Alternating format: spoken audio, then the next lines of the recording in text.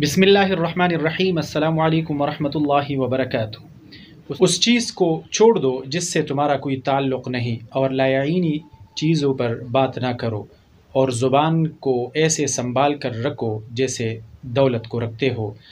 हज़रत अब्दुल्लाह इब्न उमर रज़ी अल्लाहु अन्हु।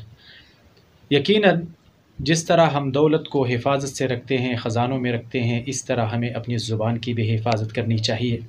और जिस तरह हम जब ज़रूरत पड़ती है सही जगहों पर अपनी दौलत को ख़र्च करते हैं, इस तरह जब ज़रूरत पड़े सही जगह पर अपनी ज़ुबान को खोलना चाहिए, ना कि हर जगह तर तर करते रहना चाहिए। क्योंकि ज़ुबान की ये जो तरतराहट है और हर लायानी चीज़ पर जब हम बहस मुबाहिसा करते हैं तो ये बहुत सारे मसाइल को जन्म लेती हैं और बंदे के लिए बहुत सारी मुश्किलात पैदा करती है। और हर जगह पे अपनी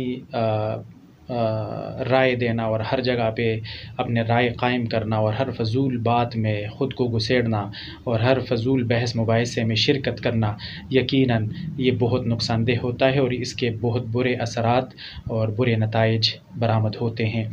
अल्लाह ताला हमें हिदायत नसीब फ़रमाए और अल्लाह ताला फ़ज़ूलियात से और फ़जूल बातों से और फ़जूल चीज़ों से अल्लाह ताला हमें महफूज फ़रमाए और अल्लाह ताला अपनी रज़ा की दौलत अता फ़रमाए। आमीन सुम्मा आमीन या रब्बल आलमीन। आप लोगों से गुजारिश है, अगर आप लोगों ने हमारे इस यूट्यूब चैनल को सब्सक्राइब नहीं किया तो सब्सक्राइब करना मत भूलिएगा। बहुत शुक्रिया। अल्लाह हाफ़िज़।